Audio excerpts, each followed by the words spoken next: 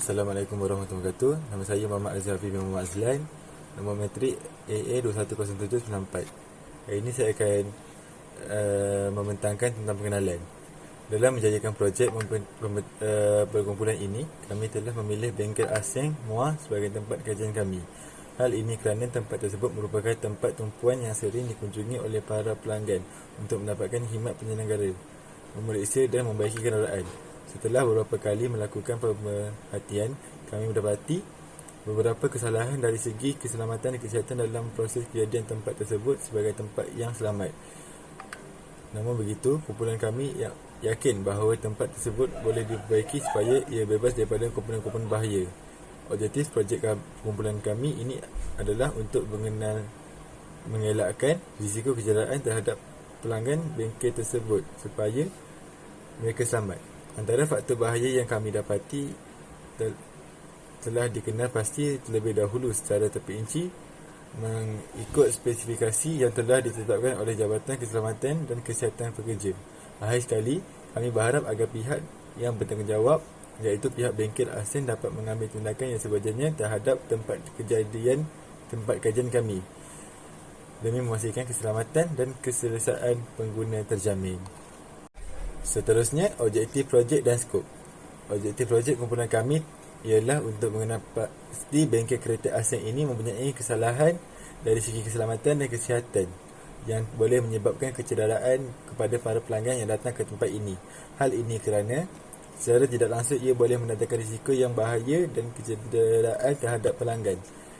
Selain itu, kumpulan kami juga ingin mengenal pasti tahap bahaya yang boleh mendatangkan kecederaan kepada pelanggan dengan menggunakan kaedah penaksiran risiko. Beberapa unsur bahaya yang kami dapati telah dikenal pasti terlebih dahulu mengikut spesifikasi yang telah ditetapkan oleh Jabatan Keselamatan dan Kesihatan Pekerja. Oleh itu, kita akan dapat lihat beberapa kawasan di bengkel kereta ini boleh mendatangkan kecederaan yang tinggi atau tidak. Seterusnya, kami juga ingin menentukan langkah pencegahan kecederaan yang terbaik atau memberi cadangan kepada pihak bengkel mengenai tahap keselamatan kawasan ini agar tindakan selanjutnya dijalankan.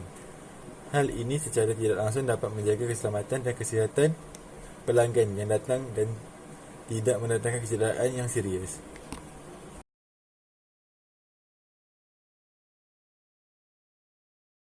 Assalamualaikum warahmatullahi wabarakatuh. Seterusnya, kita akan pergi kepada keputusan dan perbincangan. Bahaya yang pertama yang telah kami kenal pasti ketika berada di bengkel kereta tersebut ialah rak peralatan tidak disusun dengan kemas. Maksud tidak disusun dengan kemas ni, rak yang disediakan oleh pihak majikan yang sepatutnya meletakkan minyak pelincir, spana-spana tidak disusun dan berada dalam keadaan yang terabur. Terdapat juga seperti tayar terpakai yang digantung di tepi rak tersebut, gear-gear terpakai yang bersepah di atas lantai. Perkara ini boleh mendatangkan risiko bahaya kepada para pekerja serta para pelanggan yang datang ke bengkel tersebut.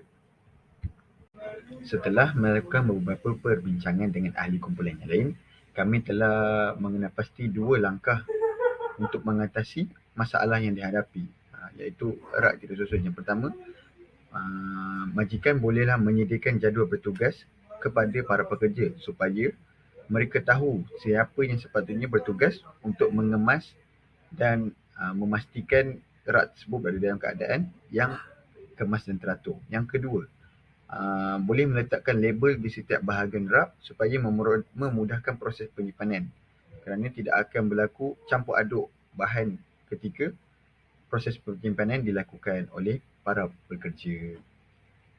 Sekian, terima kasih. Seterusnya, bahaya kedua yang dapat dikenal pasti di bengkel Aseng ialah pekerja tidak memakai sarung tangan. Pekerja bengkel tidak memakai sarung tangan sewaktu menyelenggara kenderaan akan mendatangkan bahaya kepada tangan pekerja. Selain itu, keadaan enjin yang panas akan mendatangkan kecederaan yang teruk kepada tangan pekerja.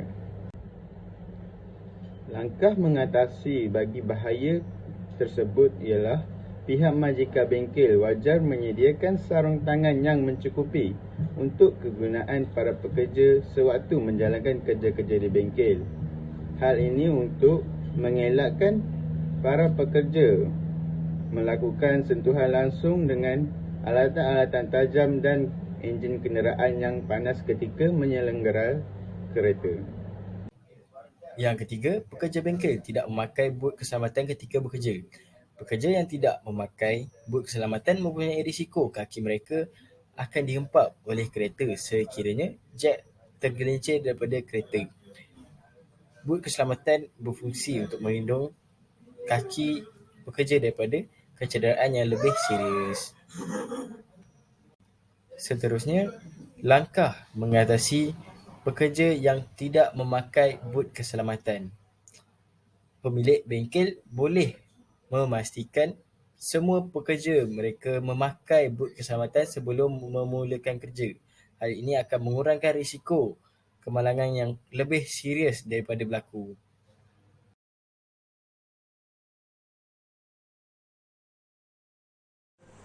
Baiklah, untuk kesimpulan, apa yang boleh disimpulkan sepanjang kajian ini berlangsung adalah yang pertama adalah menjadi tanggungjawab seorang majikan itu untuk memastikan keselamatan, kesihatan dan kebajikan para pekerja mereka semasa mereka bekerja di kawasan mereka.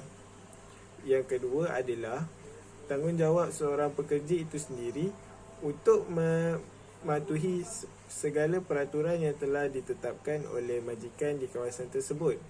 Antaranya seperti memakai atau menggunakan pada sepanjang masa apa-apa kelengkapan dan pakaian perlindungan yang telah disediakan oleh pihak majikan. Hal ini adalah tidak lain dan tidak bukan bertujuan untuk mencegah apa-apa risiko buruk yang berkemungkinan berlaku di kawasan tersebut, sekaligus akan menjamin keselamatan dan juga kesihatan para pekerja. Sekian sahaja daripada kumpulan kami. Terima kasih.